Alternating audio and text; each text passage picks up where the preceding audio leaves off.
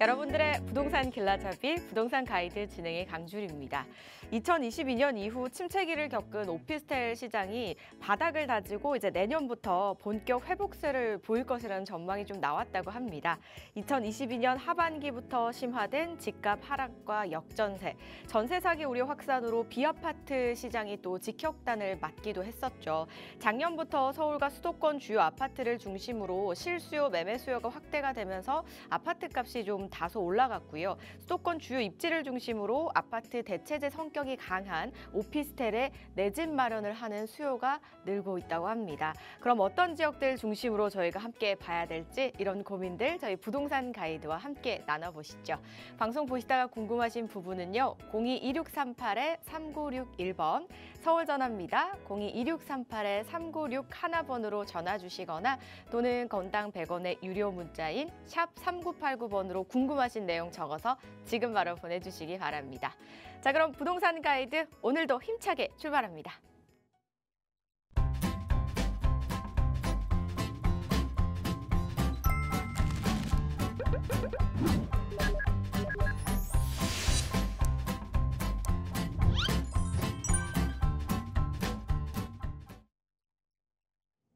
매주 목요일 저희의 투자 길잡이가 되어주시는 분이죠. IM 부동산 연구소의 정재엽 소장 자리하셨습니다. 어서 오세요, 소장님. 네, 안녕하세요. IM 부동산 연구소의 정재엽 소장입니다. 지난주부터 해서 최근 이제 시국이 많이 어지러운데 그러다 보니까 투자 심리도 많이 위축되어 있는 것 같습니다. 자, 그런데 이 반대로 생각해 보면은 이렇게 대다수가 위축되어 있는 가운데 어떻게 보면은 또 나에게 맞는 기회가 찾아올 수 있으니까 이런 부분을 이 위기를 기회 삼아서 또 투자를 어디다 할지 또 이제 심도 깊게 보는 이제 그런 시기가 되었으면은 합니다. 맞습니다. 투심이 굉장히 많이 위축이 되어 있어서 이제 모두들 투자를 안 한다라는 생각을 할 때 모두들 노라고 할 때 예스를 외칠 수 있는 용기 한번 가져보시면 어떨까 생각이 들거든요. 그러신 분 계시다면 또 세미나 자리가 있어서 안내해드리겠습니다. 소장님 전해주시죠. 네, 방금 말씀드린 것처럼 시국이 아무리 어지러워도 이 재개발이라는 이 시대적 흐름은 절대 거스를 수가 없습니다. 어쨌든 서울의 공급량은 절대적으로 부족하기 때문이죠. 특히 상급지라면 더더욱 그렇고요. 자, 그렇기 때문에 제가 이제 소개해드릴 자리는 이런 이제 서울의 상급지 내 재개발 소액으로 투자할 수 있는 그런 물건들을 엄선해서 가져왔으니까 세미나에 많이 참석하셔서 저와 함께 이런 물건 정보를 많이 공유했으면 이제 하는 시간이 되었으면 합니다. 예. 네, 상황이 좋지는 않아도 그리고 이미 진행돼 있는 사업은 계속해서 또 진행이 될 수밖에 없기 때문에 관심 있으신 분들은요. 참석하셔서 다양한 이야기들 한번 나눠보시고 의견도 공유해보시기 바랄게요. 문의사항은 02-2638-3961번과 샵 3989번 열어놓을 테니까요. 많이 연락 주시기 바라겠습니다. 자, 그럼 저희는 많은 분들께서 기다리는 순서죠. 정재엽 소장의 핫플 시간입니다. 자, 오늘은 어떤 핫플로 떠나볼까요, 소장님? 네, 이름만 들어도 대부분 다 아는 지역입니다. 강남의 대표적인 부촌 중 한 곳이죠. 서초구 방배동으로 한번 떠나보도록 하겠습니다. 서초구 방배동라고 하면은 강남 부촌 중에 한 곳이 아닐까 싶습니다. 이곳의 입지는 뭐 많은 분들이 듣지 않아도 다 알고 계실 거고 한 번쯤은 살아보고 싶다라고 생각하시는 그런 곳일 것 같은데요. 그래도 자세히 입지를 한번 분석은 해보기는 해야겠죠. 어떤 것들이 좀 있을까요? 네, 방배동 같은 경우에는 서초구의 끝자락 있다 보니까 길 하나만 건너면은 동작구 사당동이 나오게 됩니다. 뭐 그렇기 때문에 어떻게 보면 강남으로 이제 진입하는 데에 대한 이제 관문이다라고도 표현하는데 방배동 같은 경우에는 앞서도 앵커님께서 말씀 주셨다시피 누구나 한 번쯤 살아보고 싶은 동네입니다. 자, 그렇기 때문에 이 생활 또는 뭐 환경, 뭐 교통, 학군까지 모든 게 이제 완벽한 지역이다라고 이제 볼 수 있는데 뭐 방배동 같은 경우에는 유명한 이제 카페 거리부터 시작해서 여기 이제 서리풀 공원을 비롯해서 녹지 공간이 잘 형성이 되어 있고요. 학군도 뭐 방배초등학교라든지 뭐 기타 여러 초중 고등학교들이 다 있어서 학군도 이제 굉장히 우수합니다. 자, 그리고 2호선, 7호선 그리고 4호선까지 지하철 3개 노선이 방배동을 지나고 있어서 강남이든 아니면 이제 도심지든 또는 이제 뭐 경기권이든 어디든지 편하게 이동할 수 있는 그런 장점이 있다라고 이제 보시면 되겠습니다. 네, 교통이면 교통, 상권이면 상권, 학교면 학교, 뭐 없는 게 없는 방배동입니다.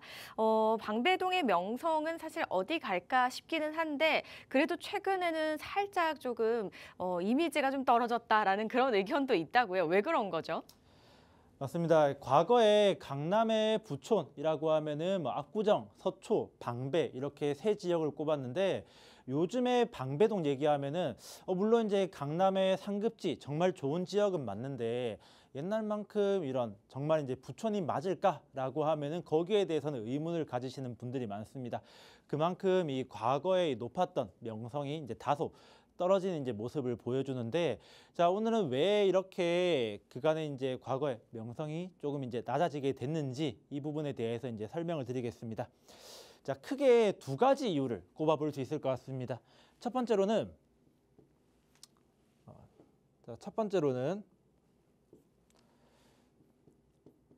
그 트렌드, 자, 주거 트렌드를 따라가지 못했다라고 이제 보겠고요. 자, 두 번째로는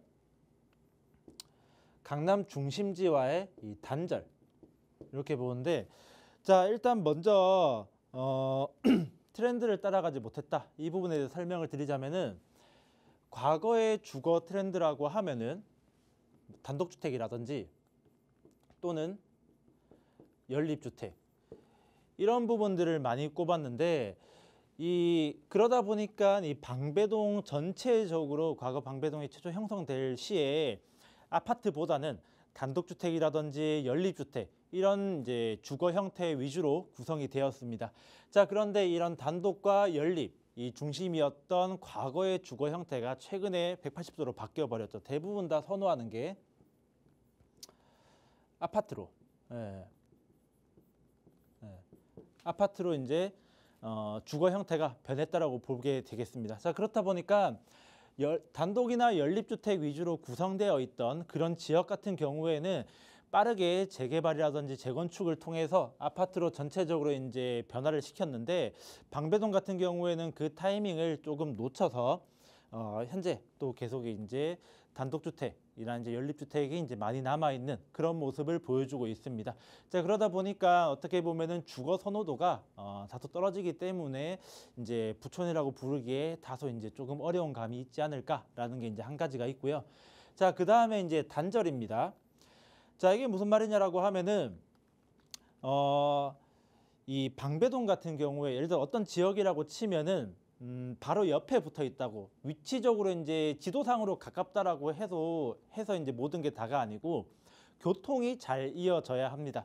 자, 그런데 방배동 같은 경우에는 과거에 서리풀 터널이 개통되기 전에 이 강남의 중심지랑은 어떻게 보면 이 단절된 부분이 있었습니다. 테헤란로부터 시작해서 서초대로까지 쭉 연결이 되어야 되는데 중간에 이 서리풀 공원으로 인해서 딱 끊겨서 5분이면은 갈 거리를 둘러서 20분, 30분 동안 가야 되는 이제 그런 이제 문제점이 있었죠. 그러다 보니까 이렇게 이제 연결되던 이런 상업지라든지 뭐 업무지구가 서초역까지 해서 끊겨버리고 그리고 이제 방배동까지는 넘어오지 못하는 이제 그런 부분들이 많이 이제 문제점으로 작용을 했습니다. 자, 그러다 보니까 강남이 이제 막 개발이 될 때 방배동은 상업지로서 개발은 이제 사실상 물 건너갔고 그냥 이제 주거지로만 이제 남아 있었다. 이제 그렇게 이제 방배동이 이제 남아 있었고요. 자, 그러다 보니까 방배동이 이제 최근에 과거의 명성을 조금 이제 잃었다라고 이제 이해하시면 되겠습니다.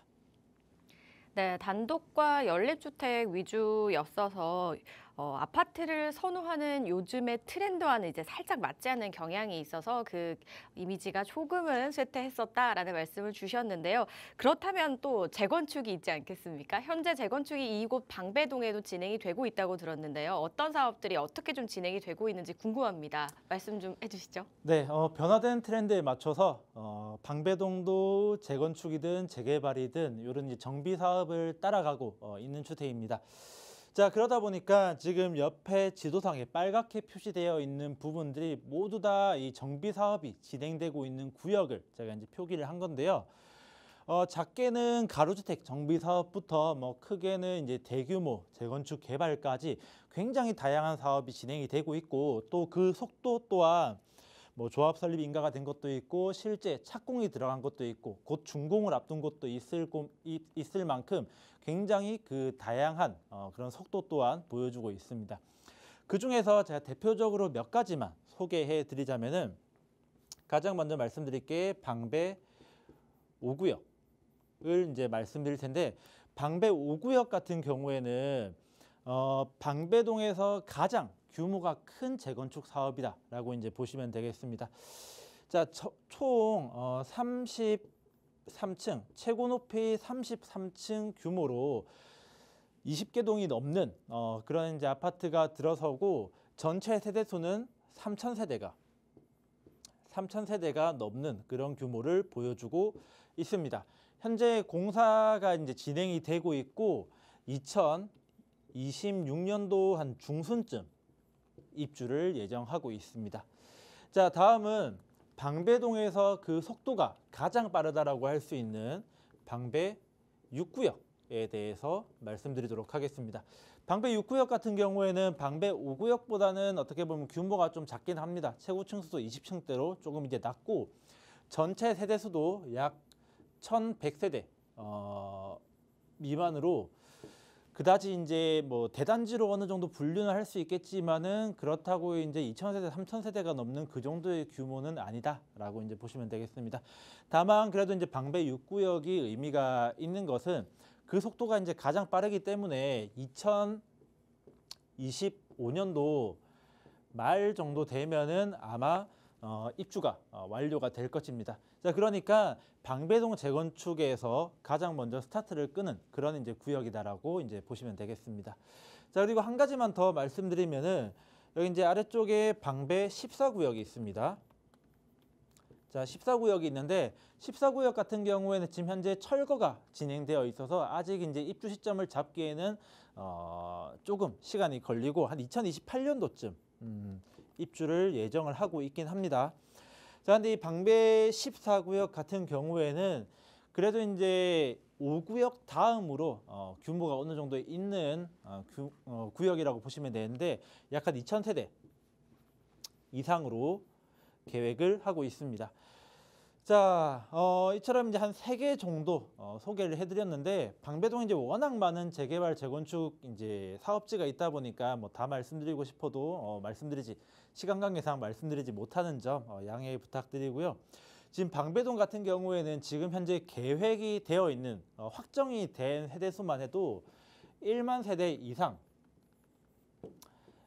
이 이제 신규로 공급될 예정이고, 만약에 현재 세대 수가 이제 확정되지 않은, 계획이 이제 확정되지 않은 곳까지 이제 합치면은 한 1만 5천 세대 이상 조성이 될 계획으로, 아마 이제 전부 완료가 된다라고 하면은 과거의 이런 부촌이라는 명성을 충분히 되찾지 않을까, 이제 그렇게 예상해 볼 수 있겠습니다.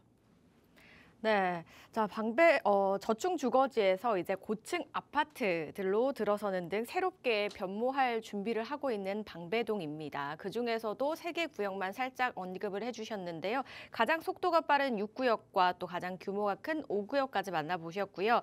그렇다면 방배 재건축과 함께 또 시너지를 일으킬 수 있는 호재들도 있을 것 같거든요. 어떤 것들이 좀 있을까요? 네, 아까 이제 방배동이 이제 그 명성을 조금 잃은 이유 중에 하나가, 제가 이제 단절에 대해서 말씀을 드렸습니다. 강남의 이 중심지와 어느 정도의 이제 서리풀 공원으로 인해서 단절이 되어서 그 이제 속도를 따라가지 못했다라고 말씀드렸는데, 자, 이러한 이제 단점을 보완하기 위해 나온 사업입니다. 내방역 일대 지구 단위 계획이라는 건데, 이 내방역부터 해서 이수역까지 해서 전체 면적 약 21만 제곱미터, 상당히 넓은 구역을 지구 단위로 지정해서 어떻게 보면 이제 발전시키겠다라는 내용입니다. 대표적으로는 종상향을 꼽을 수 있겠는데, 내방역 일대가 사실 이제 주거 지역으로 해서 높은 건물들이 많이 없습니다. 자, 그런데 이런 2종이라든지 3종 일반 주거 지역을 준주거 지역으로 종상향시키겠다라는 이제 그런 계획이 있습니다. 좀 더 상세하게 이제 풀어드리면은 이 내방역 일대가 지구 단위 계획이 이제 지정된 이유를 말씀드릴 텐데, 여기 보시면 이 노란색으로 표시된 지역들은 전부 다 주거 지역이라고 보시면 되고, 이 분홍색으로 표시된 구역들이 이제 상업 지역입니다. 자, 보시면 이 역삼역부터 강남역, 그러니까 테헤란로를 따라 쭉 이제 보시면은 대로변 전체 다 이 분홍색 상업 지역으로 돼 있습니다. 자, 그러다 보니까 이 업무 시설이라든지 상업 시설이 굉장히 잘 조성이 되어 있는 거죠. 자, 그런데 이렇게 쭉 잘 연결이 되어 있던 이 상업 지역이 서초역을 기점으로 딱 끊기고 이수역에서 다시 나타납니다. 이게 과거에 이제 단절되어 있던 이 서리풀 공원 때문에 더 이상 이제 연결되지 못하고 서초역에서 이제 끝난 이제 그런 부분인데, 지금 서리풀 터널이 개통이 되면서 다시 연결이 되다 보니까 이런 업무 시설이라든지 상업, 이 지구를 연결하기 위해서 이 내방역 일대를 새롭게 조성하기 위해서 이런 내방역 일대 지구 단위 계획을 서울시에서 지정했다라고 이제 이해하시면 되겠습니다. 네, 왕좌의 탈환을 위한 또 한 가지 지구 단위 계획에 대해서도 이야기를 좀 나눠봤습니다. 이렇게 저희가 방배동에 대한 이야기 나눠봤습니다. 입지부터 시작해서 재건축은 어떻게 좀 진행이 되고 있는지, 그리고 지구 단위 계획까지 설명을 주셨는데요. 앞서서 저희가 시간 관계상 그 재건축 중에 3개 구역만 살짝 말씀을 해주셨는데요. 그 외에 다른 구역이 궁금하시거나 이 계획에 대해 조금 더 관심이 있으시다면 함께 모여서 이야기를 좀 나눠보시고 또 이야기를 들어보시면 좋을 것 같다는 생각이 듭니다. 수요일 날 양재동 인근에서 진행이 되는데요. 문의사항은요. 02-2638-3961번과 샵 3989번으로 보내주시면 되겠습니다. 이외에도 방송 중에 또 저희 상담 원하시는 분들도 역시 같은 번호로 문의 주시면 되겠습니다. 자, 저희 첫 번째 상담은요. 문자 상담으로 한번 문을 열어보도록 할게요. 7265님입니다. 30대 초반 직장인인데요. 내 집 마련의 꿈으로 10년째 청약통장을 유지 중인데 앞으로 청약을 노리면서 계속 청약통장을 유지를 해야 될지 아니면 이제 다른 전략을 좀 세워야 될지 고민입니다. 어떻게 하면 좋을까요? 라고 보내주셨습니다. 청약을 계속 유지를 하셔야 될까요? 아니면 다른 전략을 세워서 내 집 마련하는데 조금 더 좋은 그런 전략이 좀 있을까요? 네, 청약.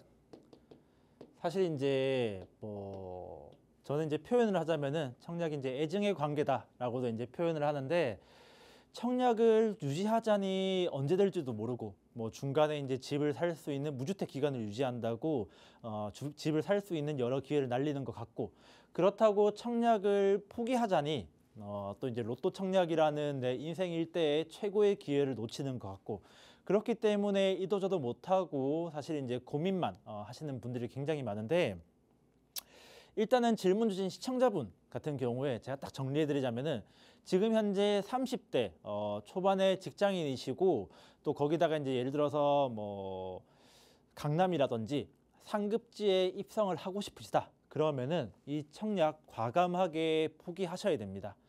자, 왜 그러냐면은 좀 인기 있는 단지, 강남권이든 아니면 이제 또 시대 차이가 어느 정도 노릴 수 있는 좀 화제가 되는 이제 청약 단지들 같은 경우에 평균 당첨 가산점이 70점입니다. 자, 이 70점인데 이 70점이 얼마나 높냐라고 하면은 4인 가족 기준으로 했을 때 4인 가족이 청약 만점, 그러니까 이제 청약 유지 기간도 만점으로 다 채우고 그다음에 무주택 기간도 다 채웠을 경우에 얻을 수 있는 점수가 69점입니다. 자, 그러니까 이제 요즘에 이제 3인 가족도 많은데 4인 가족이라고 가정했을 때 4인 가족이 무주택부터 시작해가지고 청약통장 유지 기간까지 다 유지했을 때 69점인데, 그러면은 인기 있는 단지의 평균 당첨 점수에도 미달되는 이제 그런 수준이거든요. 물론 평균이니까 이 정도 점수 받으면은 그래도 당첨의 확률이 있는데, 그렇게 노력해가지고 당첨이 되었다. 당첨이 되었으면은 또 이제 메리트가 있느냐 이 점을 봐야 되는데 이제 로또 청약은 사실 옛말이 되었죠. 분양가가 너무 많이 올랐습니다.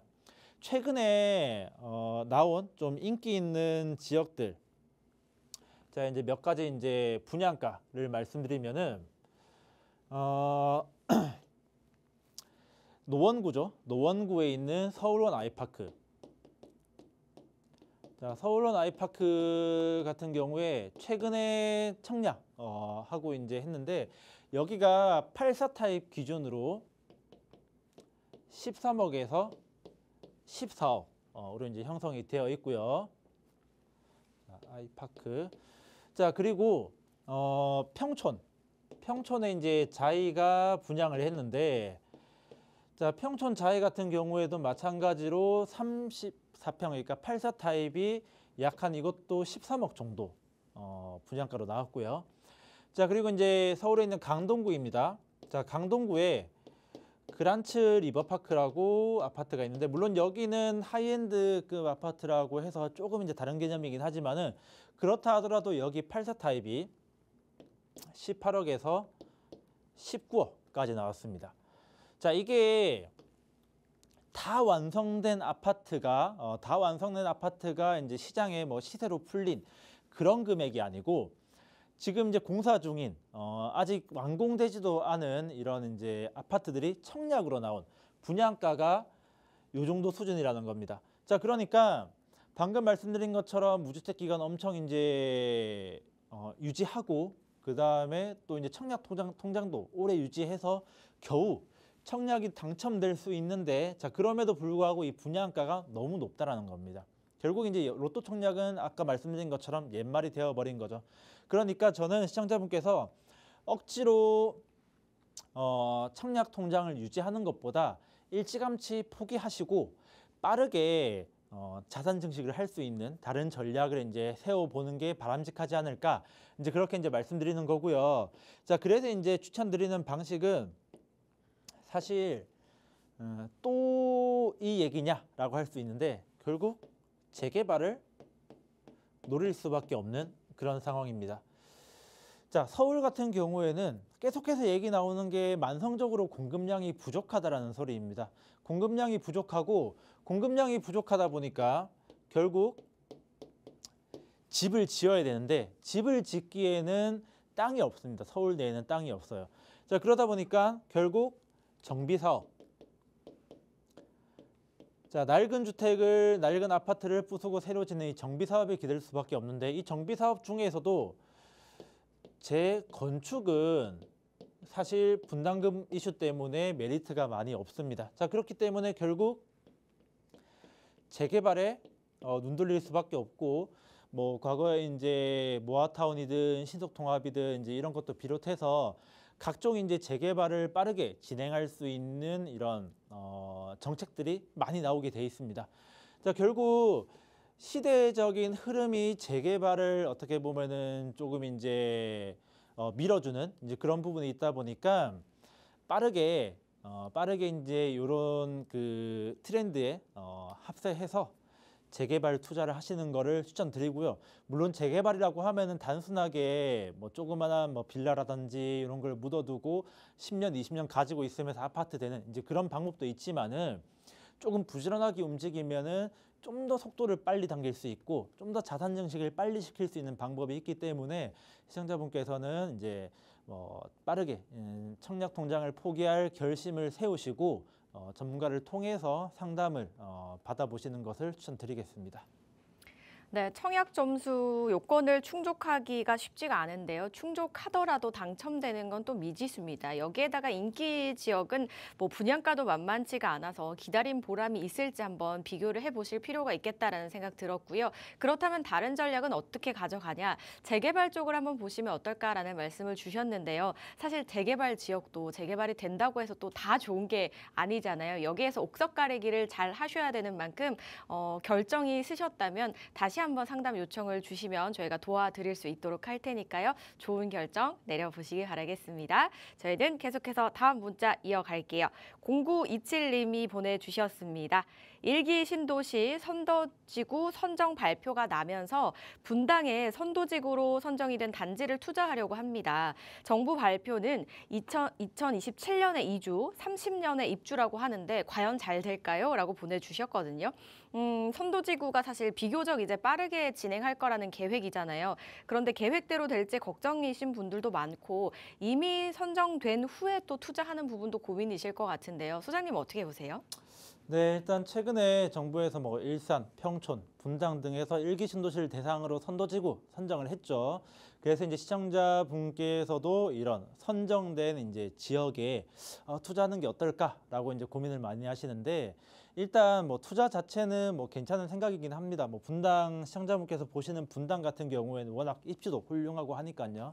자, 그런데 문제는 기간이죠.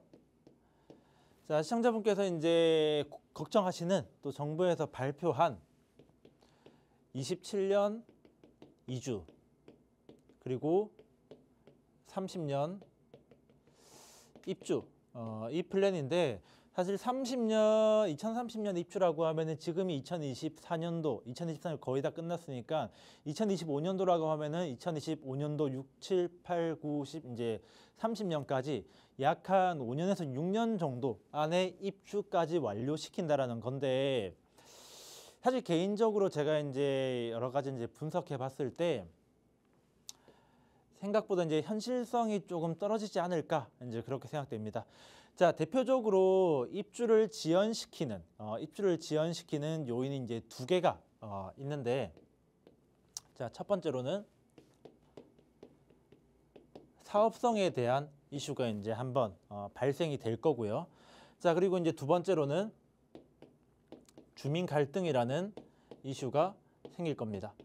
자, 일단 이 사업성에 대해서 먼저 말씀드리면은 이 일기 신도시 이제 선도지구를 선정을 받기 위해서 각 단지들이 내건 조건들이 있습니다. 근데 이 내건 조건들을 하나하나 이제 따져보면은 사업성을 떨어뜨리는 요소들이 굉장히 많습니다.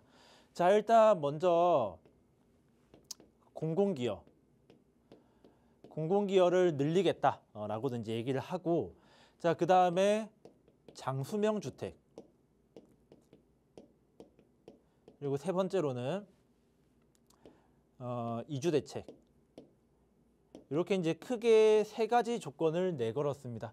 자, 그런데 이 공공기여라고 하면은 우리가 이제 흔히 아는 것처럼 뭐 용적률 인센티브를 더 받는 조건으로 뭐 일부를 이제 공공시설을 지어준다라든지 아니면은 공원을 지어서 뭐 기부 체납한다든지 임대주택으로 내놓는다든지 이런 건데 이게 전부 다 하나하나 따지고 보면은 결국 내가 아파트를 지어야 될 땅이고 아파트를 지어야 될 면적인데 이걸 못하게 하는 거거든요. 결국 이게 매출에 영향이 생기는 겁니다.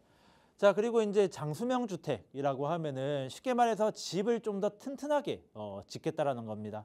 근데 이제 가장 이제 심플하게 생각해도 좀 더 튼튼하게 잘 오랫동안 이제 수명을 유지할 만한 집을 지으려고 하면은 당연히 공사비가 올라가겠죠.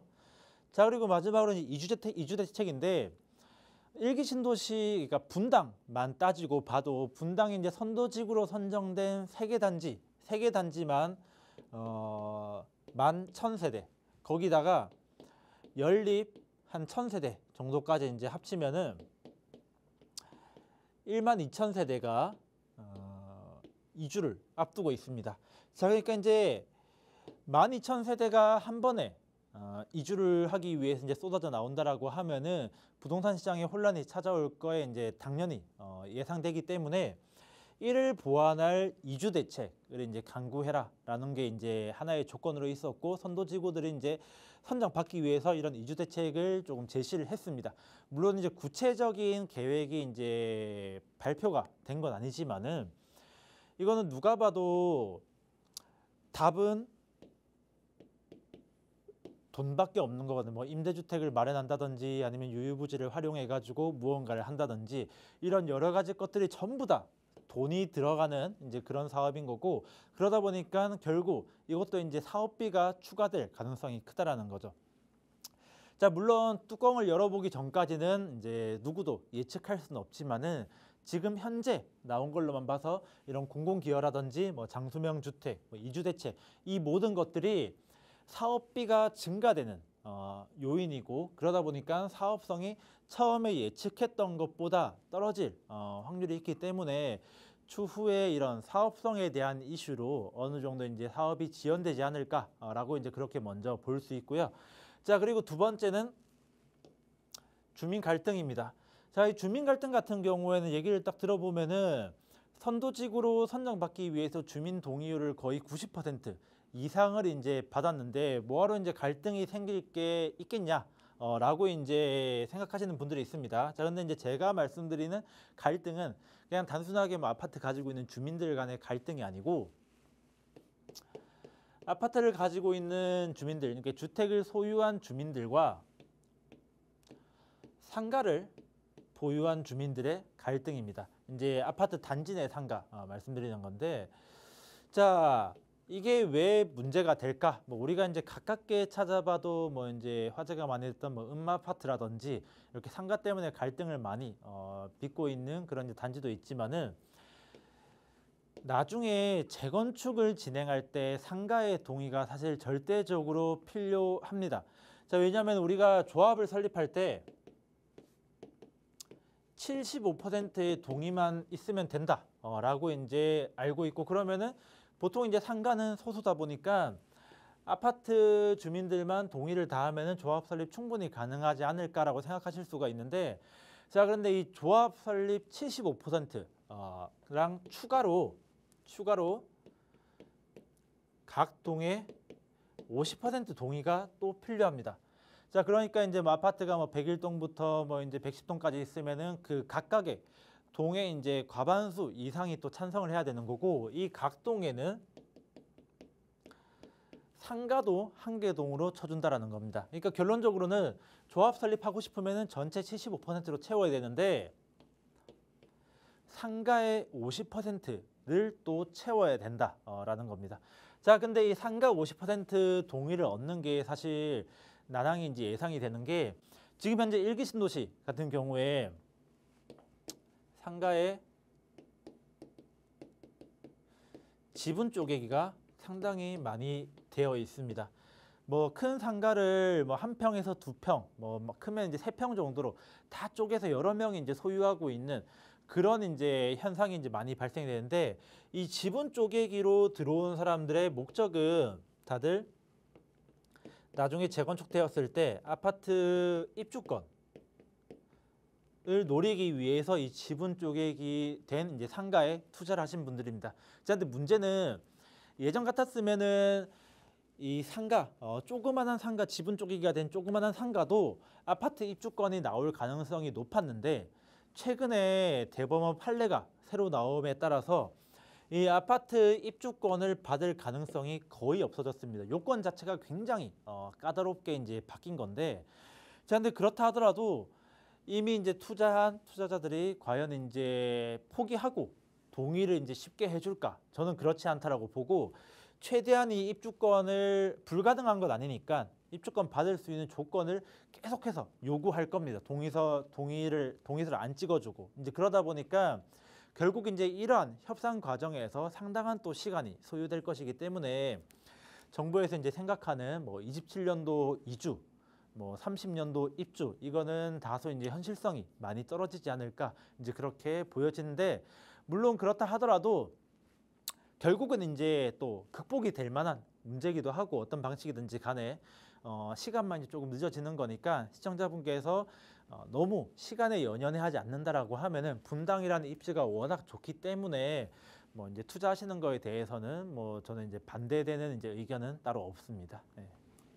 네, 입주를 지연시키는 것들에는 뭐 사업성에 대한 이슈가 생겨서 지연이 되거나 또 주민 갈등으로 인해서 생기는 뭐 그런 시간이 지체를 말씀을 해주셨는데요. 만약에 뭐 시간이 조금 지체가 될 수는 있겠지만 그래도 시간에 크게 연연해 하지 않으신다면 투자하는 부분은 찬성이다라고 말씀을 주셨거든요. 좋게 본다라고 말씀 주셨으니까요. 현명한 판단 내려주시기 바라겠습니다. 자, 이처럼 고민이 있으시거나 좀 선택할 예약하기에 어려움을 겪고 계신 분들은 또 저희에게 전화 문자 주시면 되겠는데요. 02-2638-3961번과 샵 3989번 계속해서 열려 있으니까요. 많이 연락 주시기 바라겠습니다. 저희는 다음 상담 이어가겠습니다. 이번에는 1295님이 보내주셨습니다. 삼전동 모아타운 진행한다고 해서 투자를 했는데 무산이 돼서 마음이 많이 안 좋습니다. 팔고 싶은데 팔리지는 않고 가지고 있어도 희망이 있을까요? 라고 보내주셨습니다. 자, 모아타운이나 신통기획 등 이런 재개발, 재건축이 사실 진행이 되다가 또 무산이 되기도 하잖아요. 그 무산되는 만큼 또 많은 분들의 마음이 이렇게 철렁하는 게 없을 것 같은데요. 이분도 좀 그러셨을 것 같습니다. 그런데 계속해서 가지고 있다면 다시 진행이 잘 될 가능성이 좀 있을까요, 소장님? 네, 삼전동 모아타운이 한창 뜨거울 때 들어가셨던 이런 시청자분의 고민이시네요. 자, 이게 무산이 되고 나다 보니까 사실 이제 마음도 많이 안 좋고 팔고 싶자니 이제 잘 팔리지도 않고 어떻게 해야 되나 이제 다시 재개할 수 있을까 이제 그런 부분인데 안타깝지만은 삼전동 같은 경우에는 단기간에 이제 재개할 수 있는 가능성은 조금 이제 떨어진다라고 생각이 됩니다. 자, 왜 그러냐면은 보통 뭐 다른 지역들 같은 경우에도 모아타운을 추진하거나 또는 신속통합을 추진하거나 이제 추진하다가 무산이 되었을 경우에 빠르게 이제 다음 사업을 이제 준비하든지 아니면은 뭐 구역계 조정이라든지 또 별도의 협의를 통해서 다시 이제 뭐 모아타운을 추진한다든지 그렇게 이제 가능성이 많습니다. 그런데 삼전동 같은 경우에는 너무 이제 그 무산 과정에서 갈등도 심했고 어떻게 보면 이게 이슈가 크게 되다 보니까 조금 이제 서울시에서 색안경을 끼고 있는 그런 부분이 있습니다. 자, 이 삼전동 이 모아타운 여기 이제 추진했던 전체 지역인데 이 삼전동 같은 경우에는 보통 이제 우리가 모아타운이라고 하면은 10만 제곱미터 이하의 한 개 구역 정도만 해가지고 이제 추진하는 경우가 있는데 삼전동은 여러 개 모아타운을 동시에 굉장히 이제 사이즈 크게 진행을 했었습니다. 그러다 보니까 뭐 덩달아 이제 이슈도 굉장히 많이 되었는데 이슈가 많이 되면은 갈등이 당연히 생기죠. 자, 원래 이제 원주민들과 이제 새로 들어온 투자자들 간에 이제 갈등도 이제 생겼고 또 여기다가 이제 부동산 관련 이제 업자라든지 그리고 또 투기꾼까지 가세해서 이 삼전동 모아타운이 어떻게 보면 외부의 인식이 하나의 큰 투기판이다. 그 정도까지 굉장히 부정적으로 이제 인식이 되었습니다. 오죽하면은 서울시에서조차 삼전동 모아타운에 이제 신청이 들어온다라고 하면은 반려하겠다. 이제 주민의 반대가 있다고 하면은 바로 이제 반려하겠다라고 이제 공식적으로 입장을 내놓았을 정도니까요. 자, 그러다 보니까 현재 이제 무산이 되었는데 이거를 단기간에 새로운 사업 또는 모아타운을 재추진하려고 하면은 똑같은 일이 되풀이될 겁니다. 원주민 분들, 기존에 이제 사시던 분들 같은 경우에는 진짜 몇 달 전, 뭐 1, 2년 전에 이제 시끄러웠던 이런 재개발 다시 추진한다라고 해서 다시 한 번 더 반대하는 이제 그런 입장을 이제 내놓을 것이고요. 그러다 보니까 이미 또 이제 뭐 서울시라든지 뭐 송파구 뭐 이런 데서 이제 삼전동에 대해서 색안경 끼고 이제 또 바라보는 부분이 있다 보니까 또 이제 굉장히 까다롭게 요건을 이제 보기도 하겠죠. 자, 아무튼 이제 이런 부분이 있다 보니까 이 좀 이제 안 좋은 부정적인 이미지를 탈피하기 전까지는 새로운 사업이 또는 이제 모아타운이 다시 진행되기는 제가 봤을 때 조금 쉽지 않아 보인다. 그러니까 이제 시간이 다소 걸리지 않겠냐 이제 그런 이제 생각이 있고요. 물론 그렇다 하더라도 삼전동이 이제 더 이상 희망이 없느냐 그런 건 절대 아닙니다. 자, 우리가 부동산에서 가장 중요하게 보는 거는 입지죠. 입지가 곧 가치라는 말이 있다 보니까요. 자, 삼전동의 입지에 대해서는 안 좋다, 부정적이다라고 생각하시는 분은 단 한 분도 없을 겁니다. 바로 위에 잠실동 있죠. 또 이제 9호선이 쭉 지나가다 보니까 9호선 타고 강남으로 한 번에 이제 진입할 수 있고 이제 그런 이제 뭐 교통이라든지 뭐 입지 여러 가지 장점이 있으니까요. 또 거기다가 삼전동 같은 경우에는 모아타운이 대규모로 진행이 되었던 만큼 노후되고 저층, 노후된 저층 주거지로 구성이 되어 있습니다. 자, 노후된 저층 주거지라고 하면은 한마디로 재개발의 잠재력을 가지고 있다라는 거죠. 자, 그러니까 이 삼전동 같은 경우에는 일단 입지 자체가 워낙 훌륭하고 또 노후된 저층 주거지로 이루어져 있기 때문에 재개발에 대한 잠재력을 충분히 가지고 있습니다. 제가 이제 계속 말씀드리는 게 앞으로는 계속해서 이제 재개발의 시대적 흐름이 이제 재개발을 장려할 수밖에 없다라고 이제 말씀드리니까 이런 재개발에 대한 잠재력을 가지고 있는 삼전동은 지금이야 사실 좀 워낙 이제 부정적인 이미지가 강해졌지만은 이 부분을 이제 조금만 탈피하고 나면은 다시 한 번 더 좋은 시절이 찾아올 것이다라고 이제 확신합니다. 네, 일단 단기간에는 재기하기 쉽지 않아 보인다라고 말씀을 주셨거든요. 그렇다면은 매도 쪽으로 좀 고려를 하셔야 될까요? 보유를 하셔야 될까요, 소장님?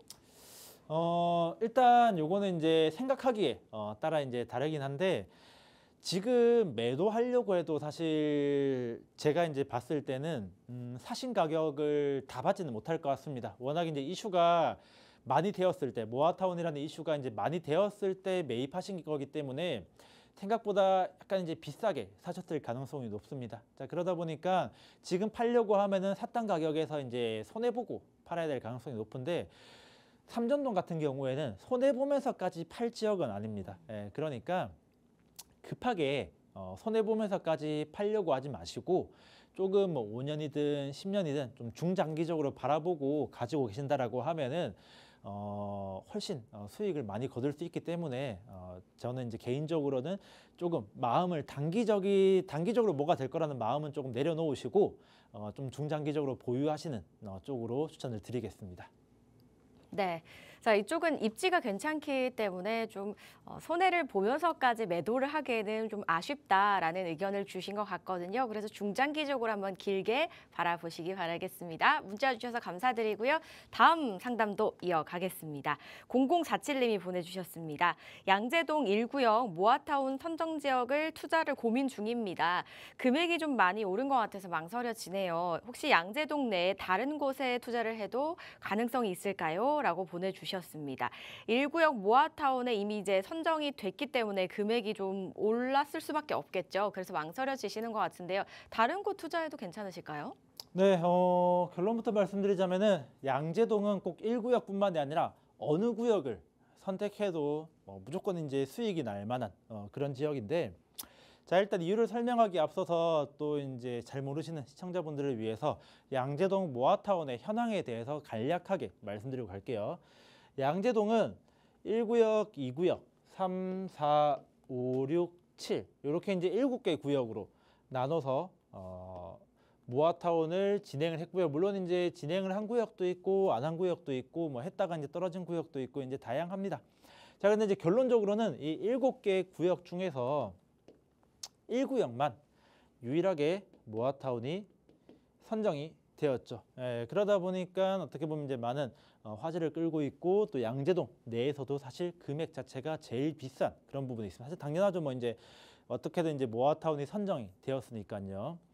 자, 그런데 이렇게 이제 양재 이동이 모아타운에 대해서 워낙 이슈가 이제 많이 되다 보니까 잘 모르시는 분들 같은 경우에는 모아타운이 안 된, 그러니까 1구역을 제외한 나머지 구역들 같은 경우에는 모아타운이 안 됐으니까 투자처로서의 메리트가 떨어지냐 이렇게 이제 오해하실 수가 있는데 양재동 투자의 본질은 이 모아타운이 아닙니다. 모아타운은 이제 좀 부수적이다라고 이제 보면 되는 거고 양재동 투자의 본질은 ICT 특정개발진흥지구, ICT 특구와 관련된 부분입니다. 자, ICT 특정개발진흥지구가 뭐냐라고 이제 조금 이제 생소하신 분들이 이제 질문하실 수가 있는데 그냥 쉽게 설명드려서 우리가 4차 산업이라고 얘기하면은 AI 관련된 산업들을 많이 얘기합니다. 자, 이곳 양재동을 ICT 특정개발진흥지구로 지정해서 AI 관련 산업의 중심으로 만들겠다라는 이제 그런 계획이고요. 뭐 그렇게 되면 우리가 이제 상상하시는 것처럼 뭐 판교라든지 판교가 이제 주거 지역도 있지만은 또 이제 IT의 중심지라는 이미지가 있잖아요. 자, 이런 식으로 이제 양재동도 뭐 제2의 판교 이렇게 만들겠다라는 겁니다. 자, 그래서 이 양재동 같은 경우에 꼭 모아타운만 볼 것이 아니고 지역 전체가 특정개발진흥지구로 선정이 될 것이기 때문에 어느 지역이든 투자하는 거에 대해서 이제 크게 저는 이제 문제될 거 없이 조금 이제 가성비 있게 아니면 시청자분께서 보셨을 때 좀 더 이제 좋은 집에 투자하시면은 어디를 선택하든지 간에 좋은 결과를 얻을 수 있다라고 이제 생각이 들고요. 뭐 부수적으로 특정개발진흥지구가 지금 현재 어떤 식으로 이제 진행이 되고 있냐에 대해서 이제 말씀드리자면은 올해 2024년 10월입니다. 2달 전에 특정개발진흥지구 ICT 특정개발진흥지구와 관련해서 승인 계획에 대해서 계획 승인을 이제 받았고요. 자, 그리고 2024년도 11월 달에 AI 관련해 가지고 여기 양재 시민회수 서쪽 지금 현재 뭐 LG, KT 연구센터 있고 뭐 더 K 호텔 있는 이쪽 지역에 대해서 AI 관련 특구로 이제 지정을 받았습니다. 그러니까 이제 양재 시민회수를 기준으로 우측은 ICT 특정개발진흥지구로 이제 승인을 받았고 여기 이제 서쪽 부분 같은 경우에는 AI 관련된 이제 구역으로 지정을 받아서 상당히 이제 순조롭게 잘 진행이 되고 있고요. 물론 어쨌든 이 정부에서 하는 사업이다 보니까 또 대규모로 진행되는 사업이다 보니까 다소 시간은 걸릴 수 있겠지만은 그렇다 하더라도 양재 이동에 어쨌든 이제 투자를 하신다라고 하면은 제2의 판교가 되면서 주거와 어떻게 보면은 이런 산업 그 중에서 AI 산업이 혼합된 이제 상당히 이제 좋은 지역으로 바뀔 것이기 때문에 꼭 이제 모아타운이 선정된 1구역만을 이제 고집할 것이 아니라 여러 지역을 다 한번 보시면은 좋을 것 같습니다. 예, 7개 구역 중에서 한 구역만 이제 1구역만 모아타운이 선정이 됐는데 사실상 양재동 투자의 핵심은 ICT 특정개발진흥지구다라는 말씀을 주시면서 간략하게 설명을 해주셨습니다. 직주를 한 도시에서 한 번에 해결할 수 있는 그런 호재를 가지고 있기 때문에 1구역이 아니더라도 다른 구역 어디를 봐도 괜찮다라고 말씀을 주셨거든요. 이 점 참고해 보시기 바라겠습니다. 자, 이렇게 상담 원하시는 분들 저희가 지금 시간 관계상 오늘은 여기서 마무리해야 될 것 같아요. 아쉬우신 분들 많으시죠? 그런 분들을 위한 또 자리가 마련이 되어 있습니다. 소장님, 어떤 자리죠? 네, 세미나 있고요.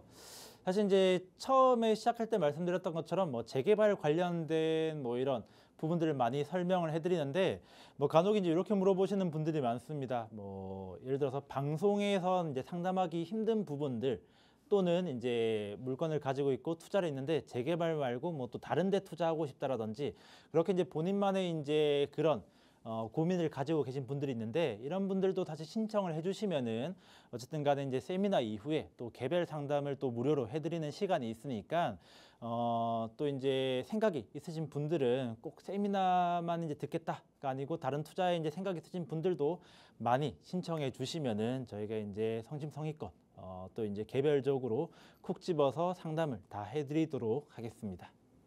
네, 혼자 머리 아픈 고민하시지 마시고요. 다른 분들과 다양한 이야기들도 한번 나눠보시고 들어보시기 바라겠습니다. 02-2638-3961와 샵 3989번으로 문의 연락 주시면 되겠습니다.